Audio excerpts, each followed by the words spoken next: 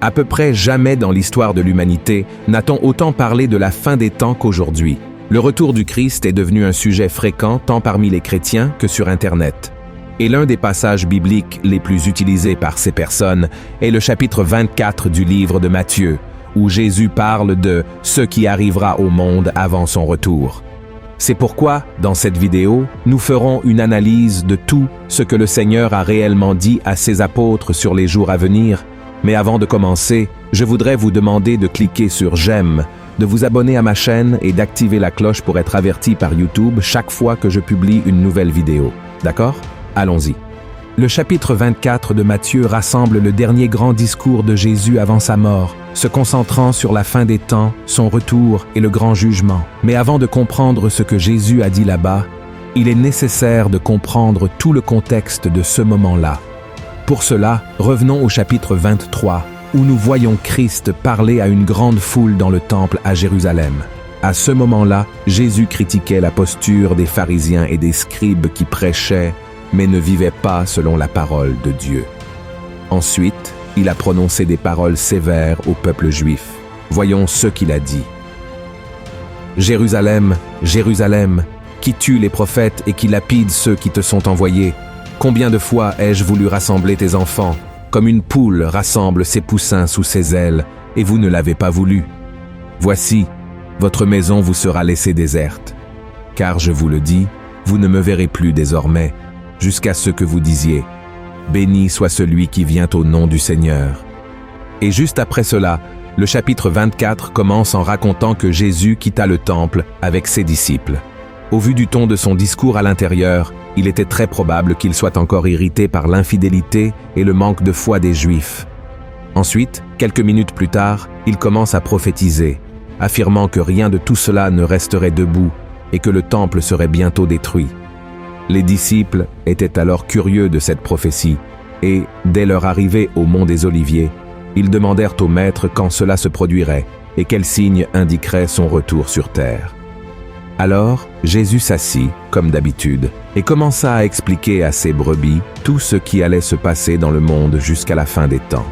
Cet passage est également connu sous le nom de discours prophétique en raison de son contenu, et la majeure partie de cette prophétie est également rapportée dans l'Évangile selon Marc, au chapitre 13. Eh bien, maintenant que nous comprenons tout le contexte dans lequel le chapitre 24 de Matthieu a été écrit, examinons son contenu. Ces passages sont difficiles à interpréter, car en plus de leur langage symbolique, ils traitent d'une série d'événements. C'est pourquoi de nombreuses personnes prennent certains passages de ces paroles de Jésus, les interprètent mal et transmettent des messages incomplets, voire erronés, aux autres personnes. C'est pourquoi, dans cette vidéo, nous allons analyser 3 points importants concernant la prophétie de Jésus sur la fin des temps. Premièrement, à qui ce message était-il destiné? La grande majorité des gens croient que les paroles de Jésus étaient adressées à son Église, mais ce n'est pas vrai. Elles étaient destinées aux Juifs. À ce moment-là, l'Église du Christ était encore un mystère. Elle ne serait incluse dans l'œuvre de Dieu qu'à la Pentecôte et serait révélée ultérieurement à travers les lettres de l'apôtre Paul, vous comprenez? Il est donc nécessaire de préciser que les événements prophétisés par Jésus traitent uniquement de la situation des Juifs pendant la grande tribulation avant son retour.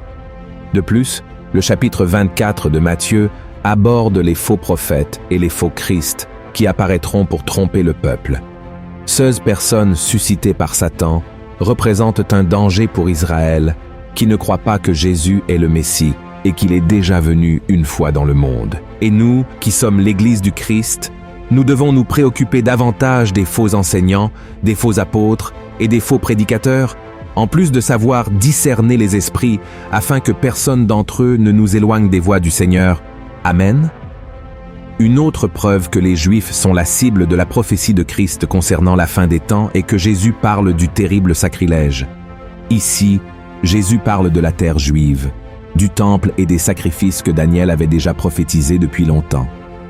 Notez encore que dans le verset 16 du chapitre 24 de Matthieu, Jésus dit que ceux qui seront en Judée doivent fuir vers les montagnes. Cela concerne clairement Israël, car dans tout le Nouveau Testament, il n'y a pas une seule passage où Jésus ou l'un de ses apôtres demande à l'Église de fuir vers les montagnes. Enfin, de la même manière, nous voyons que le texte parle encore du sabbat, qui est lié aux coutumes et aux lois des Juifs. Il mentionne également la parabole du figuier, qui est une représentation symbolique de la nation d'Israël. Avez-vous compris? Le deuxième point que nous devons examiner est le moment où cette prophétie de Jésus commencera à se réaliser.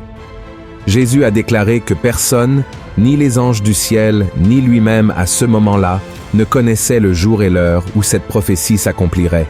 Seul Dieu le savait, mais il a précisé que cela se produirait lorsque le monde s'y attendrait le moins. Examinons ce qu'il dit à ses disciples. Ce qui arriva du temps de Noé arrivera de même à l'avènement du Fils de l'homme. Car, dans les jours qui précédèrent le déluge, les hommes mangeaient et buvaient, se mariaient et mariaient leurs enfants, jusqu'au jour où Noé entra dans l'arche. Et ils ne se doutèrent de rien, jusqu'à ce que le déluge vint et les emporta tous.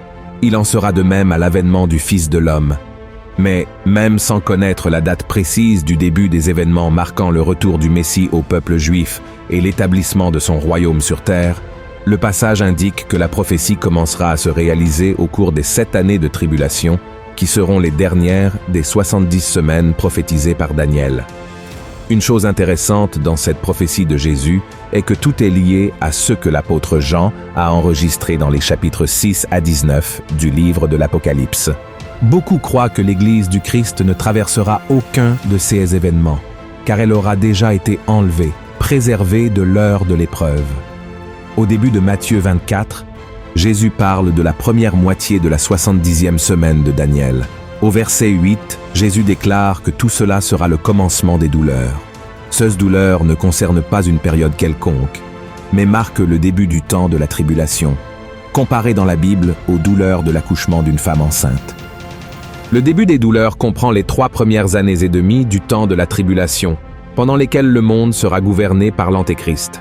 Tout comme il existe des étapes initiales et finales dans les douleurs qui précèdent l'accouchement, ces dernières années se divisent également en 2 phases de 3 ans et demi. Notez qu'il existe un lien entre les paroles de Jésus au verset 4 à 8 et l'Apocalypse chapitre 6, où le Seigneur ouvre les sceaux et commence à répandre son jugement sur la terre. Examinons maintenant, par exemple, Matthieu chapitre 24, verset 5, où Jésus met en garde les Juifs contre les faux Christ qui tromperont beaucoup. Cela correspond exactement à ce qui se produira lorsque le premier sceau sera ouvert et que l'Antéchrist surgira pour tromper les gens et les dominer. Voyons ce que dit la Bible. Je regardais quand l'agneau ouvrit un des 7 sceaux et j'entendis l'un des 4 êtres vivants qui disait comme d'une voix de tonnerre, « Viens !» Je regardais et voici parut un cheval blanc. Celui qui le montait avait un arc, une couronne lui fut donnée, et il partit en vainqueur et pour vaincre. Et ensuite, toujours au verset 5, Jésus parle de guerre et de rumeurs de guerre qui se produiront. C'est précisément ce que l'ouverture du 2e sceau apportera à la terre et mettra fin à la paix. Voyez ce qui est écrit. Quand il ouvrit le second sceau, j'entendis le second être vivant qui disait « Viens !» Et il sortit un autre cheval, roux. Celui qui le montait reçut le pouvoir d'enlever la paix de la terre, afin que les hommes s'égorgeassent les uns les autres, et une grande épée lui fut donnée. Et ensuite, au verset 7, Jésus dit à ses disciples qu'une nation se lèvera contre une nation et que le monde sera touché par une grande famine, et cela est également lié à l'ouverture du 3e sceau de l'Apocalypse. Comparez la prophétie de Christ avec la vision de l'apôtre Jean. Quand il ouvrit le 3e sceau, j'entendis le 3e être vivant qui disait « Viens !» Je regardai, et voici, parut un cheval noir. Celui qui le montait tenait une balance dans sa main, et j'entendis au milieu des 4 êtres vivants une voix qui disait « Une mesure de blé pour un denier, et 3 mesures d'orge pour un denier, mais ne fais point de mal à l'huile et au vin. » Et enfin, toujours au verset 7, Jésus parle de divers événements qui coûteront la vie à des milliers de personnes, ce qui est lié à l'esprit de mort que le 4e sceau et le 4e cavalier de l'Apocalypse apporteront. Voyons ce que l'apôtre Jean a écrit. Quand il ouvrit le 4e sceau, j'entendis la voix du 4e être vivant qui disait « Viens !» Je regardai, et voici, parut un cheval d'une couleur pâle. Celui qui le montait se nommait la mort, et le séjour des morts l'accompagnait. Le pouvoir leur fut donné sur le quart de la terre pour faire périr les hommes par l'épée, par la famine, par la mortalité et par les bêtes sauvages de la terre. Et cela ne s'arrête pas là, frères et sœurs. Dans les versets 9 à 28 de Matthieu chapitre 24, Jésus commence à prophétiser sur comment sera la deuxième moitié de la 70e semaine de Daniel. Pendant ce temps, beaucoup mourront en tant que martyrs, ce qui est lié au 5e sceau de l'Apocalypse. Des événements étonnants et de grands signes dans le ciel avec l'ouverture du 6e sceau annonceront l'arrivée du grand jour de la colère du Seigneur. Beaucoup se trahiront les uns les autres en Israël. De plus, la tromperie et l'impiété augmenteront considérablement. L'amour se refroidira, ce qui signifie que beaucoup abandonneront leur foi. Mais Jésus a également assuré que celui qui persévérera en lui jusqu'à la fin verra son retour et participera à son règne de 1000 ans. Un autre point important révélé par Jésus aux disciples concerne la prédication de l'évangile du royaume dans le monde entier. Mais cela ne doit pas être confondu avec l'évangile de la grâce qui est actuellement prêché. L'évangile du royaume est le message qui sera transmis pendant le temps de la tribulation par le reste et par les 144 000 scellés du peuple d'Israël, attirant l'attention sur le retour de Jésus qui viendra alors pour établir son royaume, comme nous pouvons le voir dans l'Apocalypse chapitre 7. Et maintenant, j'aimerais revenir avec vous au verset où Jésus parle de l'abomination de la désolation, ou du sacrilège terrible que j'ai expliqué au début de cette vidéo, car beaucoup de gens croient que cette prophétie s'est déjà accomplie en l'an 70 après Jésus-Christ, lorsque l'Empire romain a détruit le temple. Ces érudits bibliques affirment que ce passage a trait à la parole de Jésus, qui a dit qu'il ne resterait pas pierre sur pierre du temple de Jérusalem. Mais la prophétie ne s'est pas accomplie là avec l'action des Romains. L'abomination de la désolation sera établie seulement par l'Antéchrist, atteignant son accomplissement complet et définitif à mi-chemin des 7 dernières années, comme cela a été prophétisé dans le chapitre 12 de Daniel. Cette prophétie de Daniel est clairement pour la grande tribulation, se référant à un temps de grande détresse, comme il n'y en a jamais eu auparavant pour le peuple juif. Et le troisième point que nous devons analyser, quel est le message que cette prophétie de Jésus nous apporte aujourd'hui? Mes frères, tout ce qui est enregistré dans Matthieu chapitre 24 est une alerte pour nous tous, car si la fin des temps est proche, le temps du rapt l'est aussi.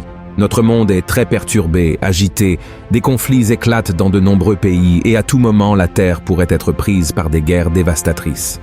De plus, une grande partie de l'humanité souffre de la faim. Les phénomènes et les catastrophes naturelles sont de plus en plus présents et de grandes pandémies tuent des millions de personnes. De plus, de nombreux chrétiens sont déjà persécutés pour leur foi en Jésus et beaucoup sont trompés par des personnes élevées par le diable. Enfin, la terre endure ses douleurs comme une femme souffre lorsqu'elle est sur le point d'accoucher. C'est pourquoi, mon cher frère et ma chère sœur, soyez prêts. Ne laissez pas l'ennemi vous distraire avec les plaisirs de ce monde ou ébranler votre foi, d'accord?